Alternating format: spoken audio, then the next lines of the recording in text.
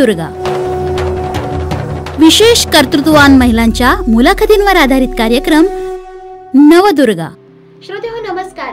आपण ट्यून केलंय रेडिओ मनभावन 90.8 FM, ऑलवेज हार्ट टचिंग. आणि मी आरजे शुभांगी आजच्या आपल्या खास नवदुर्गा या स्पेशल कार्यक्रमात तुमचं स्वागत करते.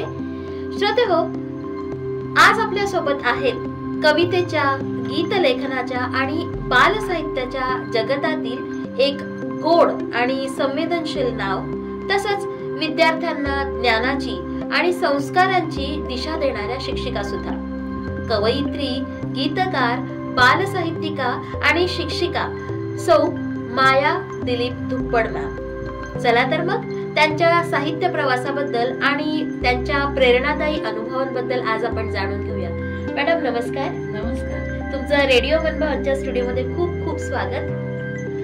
मॅडम, सुरुवातीला ना मला तुमच्या बालपणापासूनचा प्रवास ऐकायला नक्कीच आवडेल. मी तर अगोदर अभिनंदन करते तुमचं रेडिओ मनभावन नवरात्र स्पेशल कार्यक्रमामध्ये तुम्ही संस्कार, संस्कृती, स्त्री शक्ती केंद्र आणि प्रतिभावंत कलाकारांना जागवत आणि स्त्री शक्तीचा जागर करत तुम्ही हा कार्यक्रम घेत आहात. धन्यवाद. नमस्कार. आणि बालपणाबद्दल विचारलं तर बालपणी सगळं काही मिळालं. अरे वा. छान समृद्ध असं माझं बालपण गेलं. पुणे जिल्ह्यातील राजगुरुनगर, शांता शेळकेंचं आजोळ, जुनं खेड, भीमा नदीच्या तीरावर, ज्ञानेश्वर त्यांची आळंदी ती माझ्या तालुक्यामध्ये, हुतात्मा राजगुरू खेडचे, राजगुरुनगरचे, आणि मग त्या भीमा नदीच्या पाण्याबरोबर या सगळ्यांसोबत माझं बालपण खळाळत राहिलं. शैक्षणिक, सामाजिक, सांस्कृतिक, अगदी सगळ्या दृष्टीने या बाजू, धार्मिक या बाजू माझ्या माहेरी खेड येथे, राजगुरुनगर येथे सांभाळल्या गेल्या. आणि माझी आजी झरीहून आली, अगदी खेडेगावातून मुलांना घेऊन आली, पण तिथे जम बसवण्यासाठी, स्थिरता येण्यासाठी खूप कष्ट केले त्यांनी, माझ्या वडिलांनी यांनी. परंतु कष्ट करताना त्यांनी गाणं गायलं, रडगाणं गायलं नाही. आणि आमच्यासाठी शैक्षणिक, सामाजिक, सांस्कृतिक या सगळ्या बाजू सांभाळल्या, अशा सुरू ठेवल्या आणि स्वतः कष्ट केले. आर्थिक काटकसर मध्ये आम्ही राहिलो सुरुवातीला, परंतु ह्या सगळ्या गोष्टी, साहित्य, संगीत, कला या मात्र समृद्ध राहिल्या, मनमुक्त राहिल्या. तिथे कुठेच काटकसर राहिली नाही. दर रविवार माझी आजी ओव्या गायची. चंद्रभागा पाणी शिरलं गावामंदी, सावळा विठुराया पोथी वाची नावे मंदी, किंवा सुंदर माझे जाते ग फिरते बहुत, ओव्या गाऊ कौतुके तू ये रे बा विठ्ठला. किती सुंदर. ओव्या गायची. आई म्हणेचा वापर करायची. आम्ही मारवाडी आहोत तर ती असं म्हणायची, मारवाडी एक म्हणती म्हणायची, लुळी भाऊ काम करे 3 जण टांग पकडे. म्हणजे एका व्यक्तीने काम करताना दुसऱ्यांचीच मदत घ्यायला नको, स्वतः काम करायला पाहिजे, असं तिचं म्हणणं. किंवा अशा अनेक म्हणी. आणि मग याच्यासोबत भोंडल्याची गाणी अंगणामध्ये, सगळ्या मैत्रिणींच्या अंगणामध्ये आम्ही भोंडल्याची गाणी म्हणायचो. खूप सुंदर. मॅडम, इतकं छान आहे ते सगळं. दैनंदिन जीवनाचा तो भाग होता. ते काही व्हॉट्सअप साठी नव्हतं, ते कशासाठी नव्हतं. त्यामुळे त्याचे संस्कार तेव्हा खूप छान झाले. भोंडल्यामध्ये आता पहा, एके दिवशी काऊ आला बाई, काऊ आला. आता हा ठेका, हा ताल हे कोणत्या संगीताच्या विद्यालयात मिळणारे आपल्याला? आणि जे मला लहानपणीच सगळं लय ताल तिथून मिळत गेलं.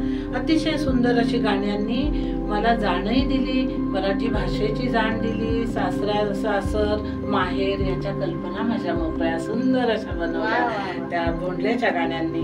काकड्याला जायचो आम्ही महिनाभर. काकडा विठ्ठल मंदिर जवळच, आणि काकड्याला जायचो. तिथे रुसू नको कृष्णा ये बैस ताती, घाली ते तुझला मी रांगोळी मोठी, किंवा पंढरीच्या राया तुला दृष्ट झाली, ओवाळी ते तुला रे देवा संत मंडळी, रे देवा भक्त मंडळी.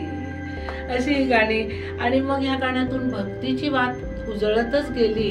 आणि बालपणीची जी कृष्णाची गाणी भोंडल्यामध्ये आहेत, काही कौशल्याची गाणी आहेत, भजन वगैरे आहेत, त्याच्यामधून हे बालपण पण छान सांभाळलं गेलं. आणि बालपणाच्या कल्पनाही खूप सुंदर. तर विद्या मंदिरं आणि भक्ती मंदिरं, केदारेश्वर, सिद्धेश्वर, विठ्ठल मंदिर, ही भक्ती मंदिरं आणि विद्या मंदिर, शाळा, सगळ्या इथूनही खूप खूप काही मिळालं. आपण ते पुढे बोलणारच आहोत. आणि माझ्या गावामध्ये मी निसर्गाशी जिम्मा फुगडी खेळत राहिले. अतिशय रम्य असं बालपण तुमचं गेलेलं आहे आणि त्या समृद्ध तो ठेव जी आहे ती तुम्हाला मिळालेली आहे. खूपच छान. आणि त्यानुसार तुम्ही घडलात, हे फार महत्वाचं. खरंच मॅडम, मला सांगा ना, आपला कवितांचा आणि गीतांचा प्रवास नेमका कसा सुरू झाला? अगदी नक्की. आता मी म्हंटल ना की लहानपणीच हे सगळं मला वाटतं ते कविता आणि गीत यांचा प्रवास कसा सुरू झाला. बरोबर आहे. तर मी तुला म्हटलं ना की लहानपणीच आम्ही इतकी गाणी म्हणायचो, अगदी इरिंग मिरिंग लवंगा तिरिंग खेळताना सुद्धा ते आपडी थापडी पासून जे सुरू झालेलं होतं ते फुलपंखी असे दिवस होते गाण्यांचे, ते सुरू झालेलं. आणि हे गात असताना आम्ही बारसं जर घरात असेल ना तर आम्ही बारशाचं गीत कोणतं म्हणायचो? अच्छा. मी लोटी ते झोका तुझे रे बाळा, सुंदरानी ज स्नेहाळा, तनु शांती ते शांतनीच तुझे येण्या, राष्ट्रगीत गाते तान्या. आणि हा शिवाजीचा पाळणा, शिवाजीचे गुणधर्म घे असं सांगणारा हे आम्ही बारशाला म्हणायचो. म्हणजे बारशाची गाणी किती वेगळी असतात मॅडम. मग हे दैनंदिन जीवनात आमच्या हे सगळं रुजत होतं. आणि मग तो 5 दशकांपासून माझा लेखन प्रवास जो सुरू झाला. 1973ला मी जुन्या 11वीत होते. आणि तेव्हा मला पहिली कविता सुचली जी मोठ्यांसाठी होती. प्रेम स्मृती असं त्या कवितेचं नाव. सुचली पूर्ण. तिथं कुठे एक शब्द इकडे तिकडे करावा लागला नाही. अशाच कविता मला सुचतात. अरे वा. तिथं मला काही बदल नाही करावा लागत फार. असं. तर मग त्या कविते सोन चांदणं माझा पहिला संग्रह, त्याच्यामध्ये ही कविता आहे माझी. 1973 मध्ये. मग मी 78 मध्ये लग्न होऊन जळगावला सासरी आले आणि जळगावने मला खूप काही दिलं. साने गुरुजी, बहिणाबाई, बालकवी, हे सगळं मिळालं. आणि हे माझ्या लहानपणी मला कवितांमधून, शालेय कवितांमधून मिळालेच, भेटलेलेच आहेत. आणि मग कुसुमाग्रज असतील, सगळे हे सगळं घेऊन चालत असताना जळगावला मला हे सगळं खूप छान मिळालं. आणि मग माझ्या कविता मला सुचत राहिल्या. माहेरची वेल कवितांची सासरच्या मांडवावर वाहत गेली. अप्रतिम. किती सुंदर. थोडे अगदी काव्यमय शब्दात तुम्ही तुमचा प्रवास वर्णन करताय. खूप छान. आणि मग मी राजा महाजन यांच्याकडे गेले. सोन चांदणं मधल्या तर राजा महाजनांनी सगळ्या कविता वाचल्या माझ्या एकाच ह्याच्यामध्ये. आणि म्हणाले की इतक्या तरल, भावसुंदर आणि लय, नाद, ताल असणाऱ्या कविता सध्या लिहिल्या जात नाहीत मॅडम. तुमच्या कविता छान आहेत. त्यांनी प्रस्तावना दिली. आणि मग माझं पुस्तक तयार झालं. सोन चांदणं असा प्रवास होत माझी मोठ्यांची 6-7 पुस्तकं झाली. आणि नंतर 2004 पासून मला बालकविता सुचल्या मॅडम. अच्छा. जसं बालकवितांचं वाचनही होत गेलं. मी शाळेमध्ये सर्व्हिसला होते. मुलं होती सभोवती. घरी माझे दोन्ही माझी मुलं. तर बाल साहित्यामधल्या कविता ज्या मला सुचल्या ना मॅडम, त्या ज्या सुचत गेल्या त्या अजूनही अशी मोगऱ्याच्या कळ्या अशा पटापट उमलाव्यात अशा मला सुचत जातात, सुगंध देतात. अगदी खूप छान. आणि माझी 22-23 पुस्तकं आहेत. त्यानंतर साहित्याचे शिलेदार म्हणून पुस्तक आहे. त्याच्यामध्ये मी बहिणाबाई आहेत, साने गुरुजी, पु ल देशपांडे साहित्यिकांचं सगळं अभ्यास केला. त्यामुळे तो अभ्यासही माझा झाला. आणि लेख लोकमतने माझे प्रसिद्ध केले त्या निमित्ताने. ते एक पुस्तक झालं. मग बालकथा काव्य हा वेगळा प्रकार मी हाताळला. 100 बालकथा काव्य माझी आहेत आणि 7 पुस्तकं आहेत. त्यानंतर चारोळी, हायकू हे सुद्धा प्रकार माझ्याकडून लिहिले गेले. आता चारोळीच्या बाबतीत असं म्हणतात की काय पण नाही, स्फुट काव्य. कमी शब्दांमध्ये जेव्हा कवी खूप काही सांगतो, अर्थपूर्ण असतं. खरंच तुमची एखादी चारोळी ऐकायला नक्की. अपेक्षांच्या करंड्यात जेव्हा उपेक्षांचे कुंकू येते. अपेक्षांच्या करंड्यात जेव्हा उपेक्षांचे कुंकू येते, चिमुकली हळदी तेव्हा कुंकवाखाली रुसून बसते. वा वा वा, किती सुंदर, अप्रतिम रचना. एक 4 वेळी सांगेल. अंकुर जळण्याच्या भीतीने मी रुजणं थांबवलं नाही, कोमेजण्याच्या भीतीने मी फुलणं थांबवलं नाही. आणि असं करत या 4 वेळी माझ्या पाऊस, चंद्र अनेक पुस्तकं झाली. मग हायकू मी शिरीष पैंच्या हायकूंचा अभ्यास केला. मलाही हायकू सुचले. आणि रखरखणारं ऊन अंगावर झेलत होता, गुलमोहर फुलत होता, हा हायकू आहे. किंवा आणखी सांगायचं म्हणजे लहानसं फुलपाखरू काटेरी झाडात गुंग बागडणार. असे माझे निसर्गाचे हायकू माझ्या पाळजीच्या प्रवासात असो कुठे असो असे सुचले मला सुचलेले आहे. वा वा. मॅडम मला एक सांगा ना, शिक्षक म्हणून सुद्धा तुम्ही काम केलेलं आहे, अनेक वर्ष शिक्षक म्हणून सेवा दिलेली आहे. तर शिक्षक म्हणून काम करताना आणि लेखिका म्हणून सर्जन करताना आपण या दोघं गोष्टींचा समतोल कसा साधला? शिक्षक म्हणून काम करताना, लेखिका म्हणून काम करताना हा समतोल. तर समतोल म्हणजे ते सम आहे. ते सम शिक्षिका असणं, साहित्यिक, बालसाहित्यिक असणं, या दोन्ही गोष्टींची ध्येय, यांचं लक्ष, यांचं सगळे हेतू एकच आहेत. म्हणजे पाठ्यपुस्तकातील बालसाहित्यावर पिढ्यानपिढ्या पोचल्या गेल्या आणि त्यातून शास्त्रज्ञ, कलावंत, चित्रकार, लेखक असे अनेक त्यांच्यातील समृद्ध जडणघडण झाली. आणि असे आपल्याला रत्न आपल्या समाजाला, देशाला शाळेतून मिळालेले आहेत. ह्या पाठ्यपुस्तकातील हे बालसाहित्य आहे. ते प्रेरणा देतं, ते संस्कारित करतं आणि सकस मनोभूमी तयार करतं की पुढे तुम्ही आणखी काय चांगलं करायचं यासाठी. तर पाठ्यपुस्तकातील बालसाहित्याचं जे प्रयोजन आहे, जो हेतू आहे, मुलांना, भावी पिढीला सुजाण बनवणं, तोच बालसाहित्यिकाचाही आहे. आनंद, रंजन यातून, कल्पना यातून मुलांना चांगली संस्कारित करायचं आहे. अभिरुचीला दिशा द्यायची आहे. नाहीतर हल्ली अभिरुची बदलत चालली मुलांची, तिला दिशा देण्यासाठी हे सगळं काम. मूल्यांची रुजवणूक, मुख्य म्हणजे मूल्य. मूल्य म्हणजे अशी की पशुसारखं जीवन जगणाऱ्या माणसाच्या आयुष्यात जेव्हा मूल्यांचा जन्म झाला तेव्हा झालं काय, तर माकडाची माणसं झाली, कळपाचा समाज झाला, सुरांचं संगीत झालं आणि विकृतीची संस्कृती झाली. ही सगळी अप्रतिम शब्द. हे सगळं साहित्य आपल्याला साहित्यातून, बालसाहित्यिकाने आणि शिक्षकाने मात्र हे भान ठेवलं पाहिजे. तो समतोल साधला पाहिजे. कोणता, की मुलांना काय द्यायचं आणि काय द्यायचं नाही, काय बोलायचं काय बोलायचं नाही, हे फार संवेदनशीलतेने सगळ्या या गोष्टी पाळून ही जबाबदारी आहे लेखन करणाऱ्याची आणि शिकवणाऱ्याची सुद्धा. खरंच मॅडम, आपल्या लेखनात संस्कार, संवेदना आणि समाजभान याची छान गुंफण दिसून येते. तर मग हा दृष्टिकोन नेमका तुमचा कसा विकसित झाला? हेच बरोबर आहे की हे लहानपणीच हे सगळं मला छान मिळत गेलं. हा दृष्टिकोनच असा छान रुजला की जसं फुलवात आपण लावतो, तिचा पाया आपण पसरट नाही केला ना तर ती डगडग होते. तूप टाका तिच्यात आणि लावा तर ती डगडग घालत राहते. आणि पाया पसरट जर असेल तर मात्र ती शांतपणे सुंदर खूप वेळ तेवत राहते. किती सुंदर उदाहरण तुम्ही दिलं.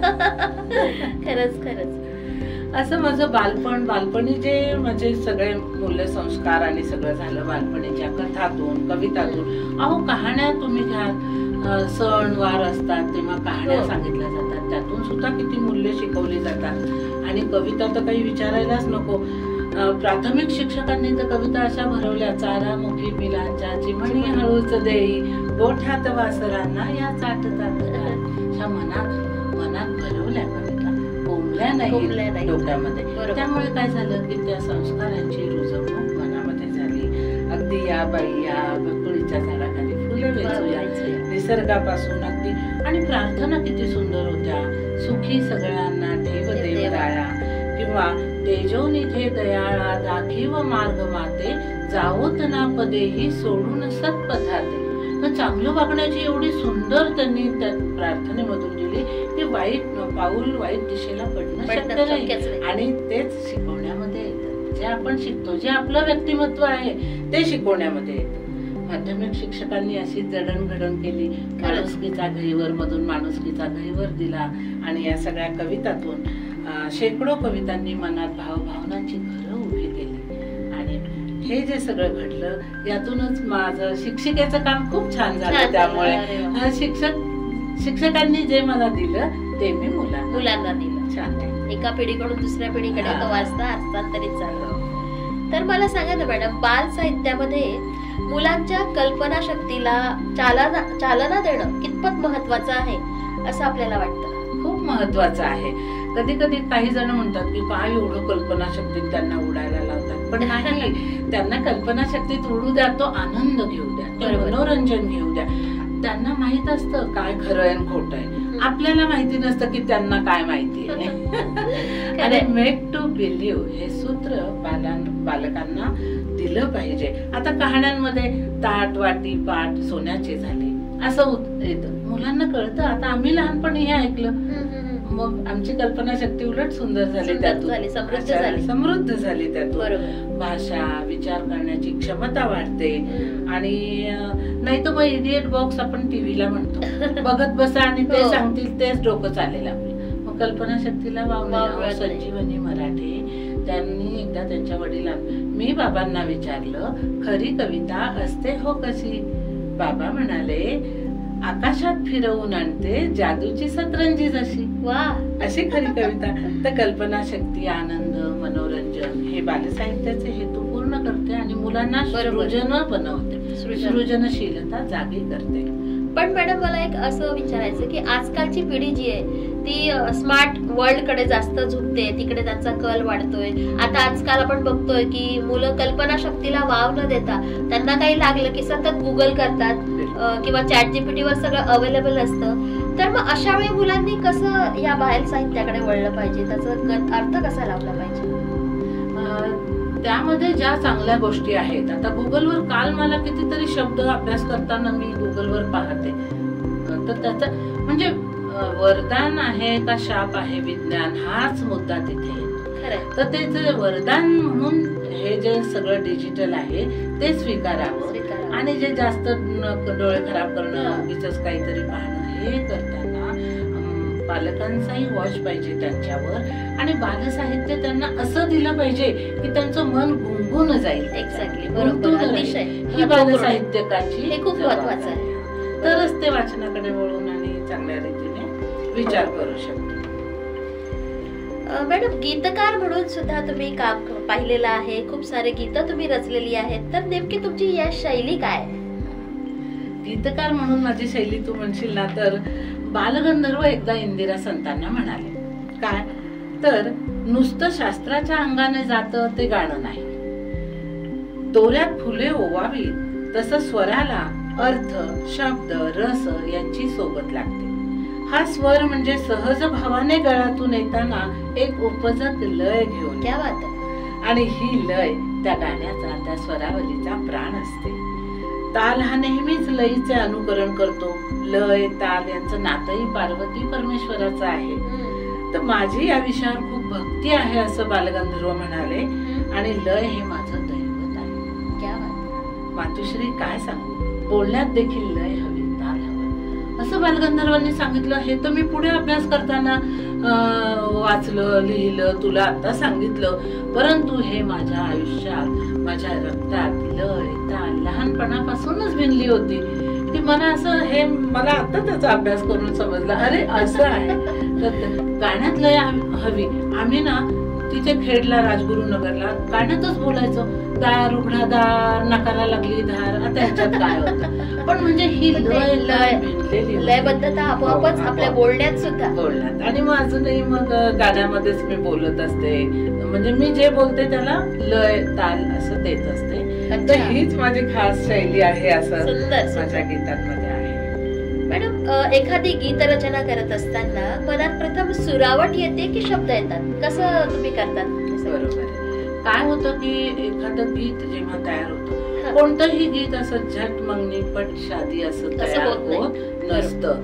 तर यासाठी आपल्याला एक पार्श्वभूमी पूर्वपीठिका खूप सुंदर ज्याची तयार असेल त्याचं काव्य छान होतं. याच्यासाठी बालपणी तुम्ही जे काय काय मिळवलं आहे आणि मोठेपणी थोडस पुढे जाताना तुम्ही त्यासाठी आणखी खतपाणी काय दिलं आहे, हे सगळं. मग त्यातून तुमची संस्कृती, रीती, भाती, नाती, सगळं दुःख, वेदना, भावना, हे सगळं तुम्हाला कितपत लहानपणापासून हे कळलेलं आहे आणि काय घडलेलं आहे, कसं मिळालेलं आहे हे पहिल्यांदा. त्यानंतर काय होतं की मग अशा भावना वगैरे विचार करताना निसर्गाशी आपला लळा असावा लागतो, आयुष्याशी लळा असा, जीवनावर प्रेम असावं लागतं. हे सगळं घेऊन जेव्हा मनुष्य पुढे चालतो तेव्हा एखाद्या वेळेस एखाद्या प्रसंगाने चलबिचल होते मनामध्ये आणि सगळं अस्वस्थता येते. कधी अस्वस्थता येते, पण एक छान गाणं तयार व्हायचं असेल तर अस्वस्थता नाही येत, अगदी छान रीतीने तयार होतं ते. तर मध्यवर्ती कल्पना मनामध्ये घोळत असते. आणि मग काय होतं, कविता लिहिताना तर समजा ते लिहिलं जातं, पण गाणं लिहिताना असं माहित नसतं की हे मी गाणं लिहिते, पण एक चाल माझ्या मनामध्ये रुजलेली असते, फुललेली असते, ती चाल येते आणि त्या चालीमध्ये मी ते शब्द गुंफते. असं माझी खूप गाणी तयार झाली, म्हणजे 100 गाणी माझी तयार आहेत, संगीतबद्ध झाली आहेत. असंच अंधाराचे गाणे म्हणून कविता आहे माझी, गाणं आहे, चाल येते आणि मग ते मी त्या चालीमध्ये सगळ्या भावना, अर्थ असं सगळं. पण कोणतंही आणि कोणतंही गाणं हे माझं उत्तम काव्य असतं, कारण काव्याची वैशिष्ट्य त्याच्यात असतं. बरोबर, नुसतं गीतकार म्हणून नाही. जेव्हा तुमचं गीत हे चांगली कविता असेल तर ते गीतही चांगलं ठरतं. तर तुमचं हे अंधाराचं गाणं नक्कीच आम्हाला ऐकायला आवडेल. माझे अंधाराचे गाणे हे माझं गाणं मनमोर या पुस्तकात आहे. अरे वा.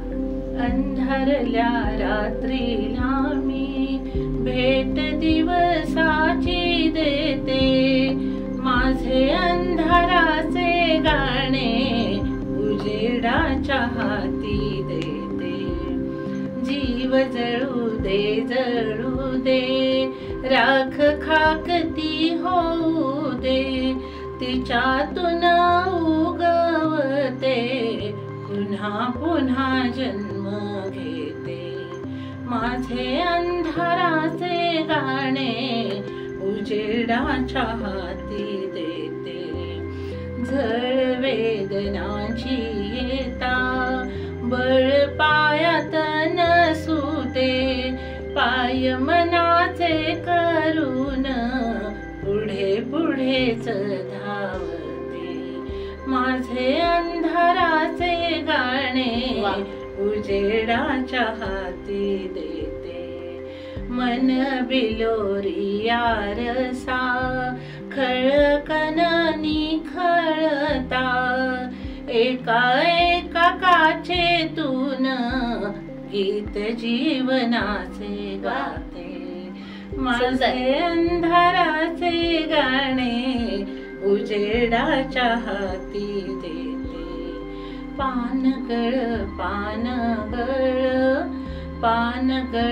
पानगळ शिशिर हावखळ, ओंजळीत त्याच्या हिरव्या वसंताचे दान दे. क्या बात आहे. माझे अंधाराचे गाणे उजेडाच्या हाती देते. सुंदर, अप्रतिम शब्दांकन मॅडम, खूपच छान आवडलं. तर तुमच्या इतक्या गीतरचना तुम्ही केलेल्या आहेत, त्यात तुमचं आवडीचं एखादं कुठलं गीत त्याबद्दल सांगा ना आम्हाला. त्याची कथा कशी आहे? कथा कशी आहे त्याची? बरोबर. अगदी हे गाण्यांचं आणि कवितांचं कसं असतं, जेव्हा जिथे सुचेल तिथे अंधार असो, उजेड असो, पेन असो, पेन्सिल असो, वही असो, कागद असो, ते सुचतं आणि उतरायला लिहिलं पाहिजे. बस स्टँड वर असो, वाट पाहत गाडीची, बस मध्ये असो, ट्रॅव्हल्स मध्ये असो, कुठेही रेल्वे मध्ये असो, जेव्हा जेव्हा मला स्वयंपाक करताना, पूजा करताना, घरात काम करताना मला केव्हाही कविता सुचल्या आणि मी त्या लिहिल्या. अशा कवितांची उदाहरणं सांगते मी तुला नंतर आणखी. आता तुला एका कवितेचं मी गाण्याचं सांगते. ते गाणं झालं माझं तयार. मी एरंडोलच्या हायस्कूलमध्ये आरटी काबरेमध्ये शिक्षिका होते शेवटी 3 वर्ष. तर तिथे बससाठी बस स्टँडवर न जाता आम्ही चौफुलीवर थांबायचो गाडीची वाट पाहत. तर अर्धा पाऊण तास मी उभी होते आणि इतका पाऊस, ढग असे जसे अंगावर येत आहेत काळे ढग, असं इतकं सगळं भरून आलेलं. तिथे मला कविता सुचली. अच्छा.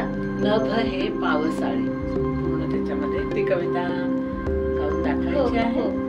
साथ देते मला नभ हे पावसाळी, नयन पाणावले बावऱ्या सांज वेळी. साथ देते मला नभ हे पावसाळी, ही उदासी कशी तार छेडून गेली. सूर शब्दातून भाव मांडून गेली. मी फुलातून माझी व्यथा ओवली, मी फुलातून माझी व्यथा ओवली. साथ देते मला नभ हे पावसाळी, का उन्हाची कथा सांगते सावली. छत्रपाना फुलांचे धरी सावली, शोधिते मी कुठे हरवली सावली. साथ देते मला नभ हे पावसाळी, सौख्य हे लाभते कुणाला सर्व काळी. गुंफिती सर्व येथे सुख दुःख जाळी. हाय मी प्रार्थनाची लिपी वाचली, हाय मी प्रार्थनाची लिपी वाचली. साथ देते मला नभ हे पावसाळी. सध्या आपण नवरात्रोत्सव साजरा करतोय आणि सगळीकडे स्त्री शक्तीचा गौरव चालू आहे. तर या नवरात्रोत्सवाचं महत्व आणि काय सांगाल त्याबद्दल? हो, नवरात्र उत्सव स्त्री शक्ती, स्त्री जागर किंवा रोजच्या धकाधकीच्या जीवनामध्ये काही विरंगुळ्याचे, आनंदाचे क्षण असावेत म्हणून आपल्या भारतीय संस्कृतीमध्येच ही परंपराच आहे सणवार साजरे करणं. अगदी पूर्वी सणवार साजरे करून मी म्हंटल तुला कहाण्या सांगायचे. मराठी आहेत, आमच्या मारवाडी कहाण्या आहेत, खूप साम्य आहे त्याच्यामध्ये. सगळं इतकं सुंदर असं शिक्षण सहज रीतीने दिलेलं. तर हे सगळं करण्यासाठी नवरात्रीचा सण तर आणखी वेगळा. हा सण आहे, उत्सव आहे, हे व्रत आहे, हे धार्मिक, सामाजिक आणि सांस्कृतिक बरोबर सगळं जे देणं आहे हे जणू काही आपल्याला देत असतो. अगदी आपल्याला या बाबतीत समृद्ध करत असतो. आणि नवरात्रीमध्ये देवीची जी पूजा आहे, देवी शक्तीची जी पूजा आहे ही महत्वाची आहे. म्हणजे स्त्रीची पूजा नाही, स्त्रीमध्ये जे गुण आहेत, जी चांगली वृत्ती आहे, खंबीर असेल, करारी असेल, प्रेमळ असेल, या सगळ्या वृत्तींची पूजा म्हणून नवरात्रीचा सण मला खूप खास वाटतो. आणि जसं माहेरी गेल्यानंतर 2 दिवसात ऊर्जा घेऊन मोबाईल रिचार्ज होऊन जातो लेडीजचा, तसं नवरात्र म्हटलं की ऊर्जा मिळते. कारण ते नुसते 9 दिवस नसतात, त्याच्या मागे काही दिवस तयारी असते, पुढे त्याचा परिणाम आपल्यावर राहतो. आणि मग त्यापासून पाहतो फुलं वगैरे आणणं, करणं, पूजा करणं, किती चांगल्या वृत्ती मनामध्ये छान तयार होतात. मोबाईल ते पाहण्यापेक्षा मग हे काम चांगलं, नव चैतन्य निर्माण होत असतं या काळात. सगळ्यात नव चैतन्य निर्माण होतं, हे महत्वाची गोष्ट आहे. अगदी बरोबर आहे. एक चांगली भक्तीची वात मनामध्ये उजळत राहते. आणि मग उपास करतात बायका. म्हणजे उपास काय आहे, दवाखान्यांमध्ये जाऊन उपास करायचे, निसर्गोपचारला जाऊन, मग घरी पण करतायत ना बायका. किती चांगलं. या नवरात्रीच्या निमित्तानं का अशी काही रचना पण तुम्ही केलेली आहे का, असे नवरात्रीवर आधारित? नवरात्रीवर आधारित नाही केली, पण एक स्त्री शक्ती जी आहे की लक्ष्मी, कुटुंब संपन्न करताना ती लक्ष्मी आहे, सरस्वती मुलांना शिकवताना ती सरस्वती आहे, आणि समाजातील अन्याय दूर करताना ती दुर्गा आहे. बरोबर. तर हे आधुनिक काळामध्ये देखील ही रूप स्त्रीने अतिशय चांगल्या रीतीने बजावलेली आहेत. हे सगळे रूप अनेक क्षेत्रामध्ये स्त्रियांनी पुढे जाऊन, आता ती कविता मी तुला सांगते, माझा पदर नावाची, पण त्या अगोदर मी सांगेल की तू मला विचारलं की स्त्री शक्तीचं हे प्रतीक आहे, पूजा अर्चा वगैरे. तर पूर्वी लोकसाहित्यामध्ये सांगितलं, बाप म्हणे लेखी जन्म कर्माची कट कट, शेवाळली वीट पाय दे गबळकट. स्त्री सबलीकरण पूर्वी ओव्यांमधून देखील छान रीतीने मांडलं गेलं. आणि मुलीचं महत्व किती आहे त्यामध्ये, की खारकाची गोडी आज मला कळाली, भाऊरायाला माझ्या हौसाला मुलगी झाली. एवढा आनंद मुलीचा. मग त्या मुलीच्या शक्तीचीच ही पूजा आहे. पूर्वी ते होतं, आता स्त्रिया स्वावलंबी आहेत. आणि मला खूप छान असं वाटतं की शेतामध्ये ज्या स्त्रिया काम करतायत त्यांच्याबद्दल खरं त्याच नवदुर्गा नाही का? खरंय खरंय असं आहे. आता बघ, लेकरू काखेत घेऊन माय वावराला जाते, झोका निंबाला बांधून गाणं पेरत आणतात. त्यामध्ये सुद्धा तिची गाणं गाण्याची वृत्ती आहे कष्ट करताना. मग ही त्या आईची देखील पूजा आहे. तर ही जी सेवेचा धर्म आई असो, ताई असो, आत्या असो, काकू असो, या सगळ्यांनी उचललेला आहे आणि त्याची ही पूजा या ठिकाणी आपण मांडलेली आहे. तर असं करताना मला एक कविता माझी अशी लिहिली गेली, आधुनिक काळामध्ये स्त्रियांनी कशी जबाबदारी उचललेली आहे त्यावरती माझी एक कविता आहे. सध्या जसं मी म्हटलं, नवरात्रोत्सव सुरू आहे आणि आज आपण गुलाबी रंग घातलेला आहे, गुलाबी रंगाचं सेलिब्रेशन करतो आहे. तर गुलाबी रंग हा प्रेम, करुणा आणि नम्रतेचं प्रतीक मानला जातो. तर मॅम, आपल्याला असं वाटतं का की या रंगातून स्त्रीची कोमलता आणि ताकद दोन्हीही व्यक्त होत असतात? अगदी नक्कीच नक्कीच, कोमलता पण आणि ताकद. खरं, दोन गोष्टी अशा विरोधाभास असलेल्या एकत्र असतात. कारण मानवी मन हेच भावभावनांचं एक समुदाय आहे, तो भावभावनांचा. तर नवरात्रीतील गुलाबी रंग हा प्रेम दाखवतो, करुणा दाखवतो, नम्रता दाखवतो. जसं इतरही रंग आहेत, पिवळा रंग आनंद, समाधानाची भावना, हिरवा रंग निसर्ग, समृद्धी आणि बिगिनिंग म्हणजे काहीतरी सुरुवात होते आहे. लाल रंग कृती, भावना, उत्साह दाखवतो. तसा गुलाबी रंग देखील प्रेम, करुणा, नम्रता याचं प्रतीक आहे. हे जर सगळ्यांनी लक्षात घेतलं तर ते आपल्यामध्ये जे गुणधर्म आहेत ते आणखी छान वाटतील खरं म्हणजे.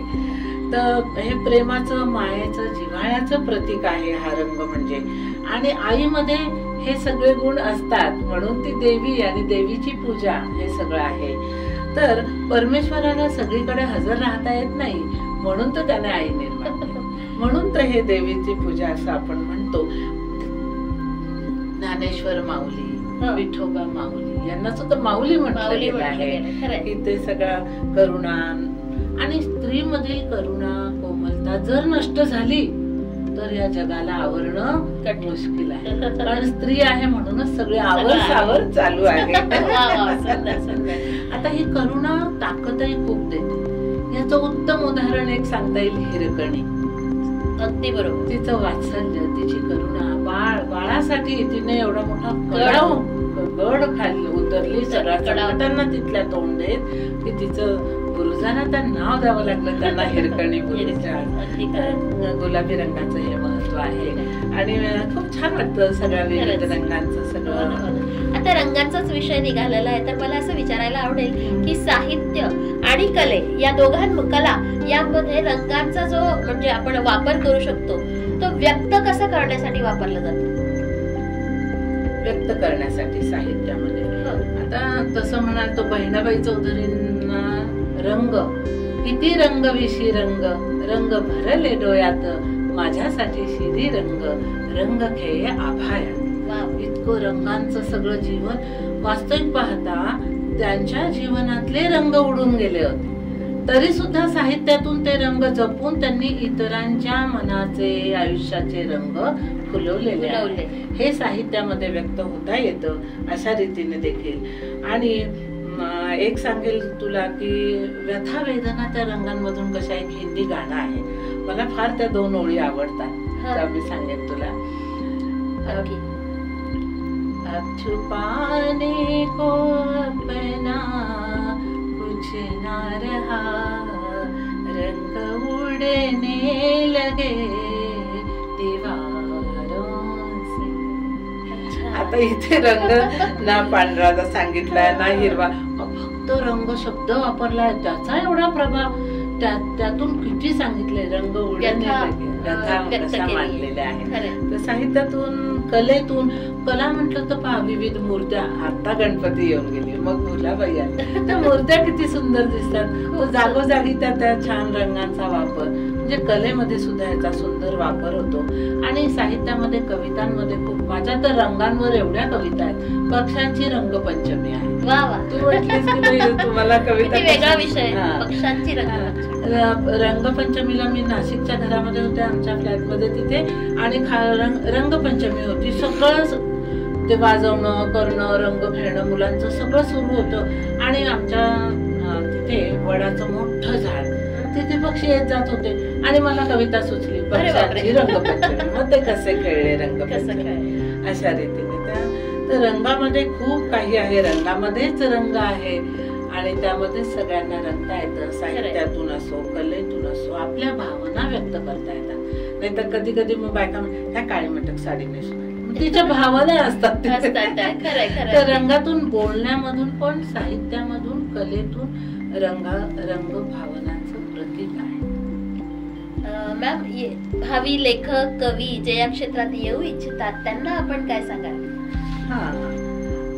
खरं म्हणजे ना, आपण म्हणतो ना हाडाचे शिक्षक, बरोबर, तसा हाडाचा लेखक पण असतो. सोपानदेव म्हटले होते शेवटी, ते जेव्हा अगदी जाण्याच्या मार्गावर होते तर असे झालेले, मग म्हणे आता मी खरा हाडाचा कवी झालो म्हणायच्या. तर हाडाचं काही व्हायचं असेल, बनायचं असेल, त्यासाठी तेवढी तपश्चर्या पाहिजे. बरोबर. आणि तेवढं केलं पाहिजे काहीतरी. नो गेन विदाउट पेन, असं. बरोबर.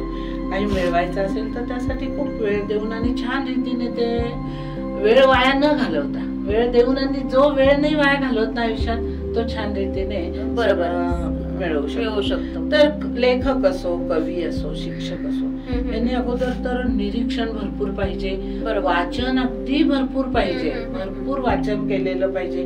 आणि वाचलं सोडून दिलं असं पण त्यांनी करू नये. तर त्यांनी त्याच्या नोट्स काढाव्यात, काही मुद्दे देखील लिहावेत, संकलन करावं.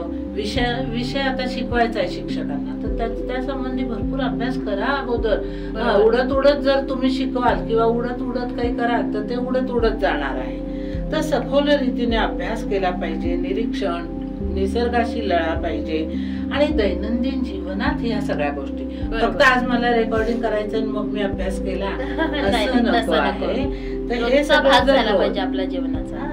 रोज जर केलं तर, रोज आपण झाडांना पाणी घालू, खत देऊ, तरच फुलं उमलतील. बरोबर. आणि मग कधी 1 वर्षांनी त्याला जाऊ तर ते सुकलेलंच मिळणार आहे झाड. तर आणि महत्वाचं म्हणजे काय लिहायचं, काय सांगायचं, काय बोलायचं, याची जबाबदारी कवीवर आहे, लेखकावर आहे आणि शिक्षकावर देखील आहे. हे सगळं त्यांनी पाळलं पाहिजे. तुमच्या आवडीच्या एखाद्या कवितेची काही ओळी आम्हाला ऐकायला नक्कीच आवडतील. बरोबर. आता मला असं वाटतं की मी बालकवितेचं सांगावं तुम्हाला, हो की नाही? तुम्ही मला विचारलं होतं की कविता कशा सुचल्या, तर एक बेडूक बेडूक नावाची कविता मला कशी सुचली ते मी सांगते. की आम्ही एका ठिकाणी निसर्गोपचार मध्ये गेलो होतो. 10 वाजता रात्री मी बसले तिथे पर्स घेऊन आणि चावी आणायला घरचे लोक तिकडे गेले. आणि तिथे 2 दारं होती आणि एका दाराच्या पटीतून बेडूक टुनकन उडी मारून बाहेर आला. आणि मग मी बेडूक बेडूक डराव डराव कसला करताय सराव सराव, अशी कविता सुचली. पेन पर्स जवळ असतच ते मी लगेच ती कविता लिहिली.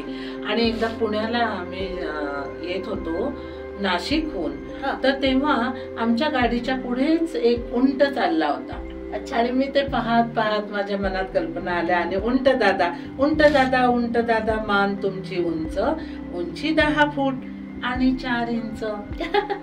उंट दादा पाय तुमचे खूपच हो वाकडे, तरी घेऊन सवारी फिरता इकडे तिकडे. उंट दादा पाठीवरती कुबड किती मोठे, धरून बसतात त्याला खुश होतात छोटे. बरोबर. उंट दादा सांगा उंची इतकी कशी वाढली, व्यायाम केला खूप की औषधे घेतली. सुंदर. उंट दादा पोटामध्ये साठवता हो पाणी, नवल वाटते पाहून निसर्गाची करणी.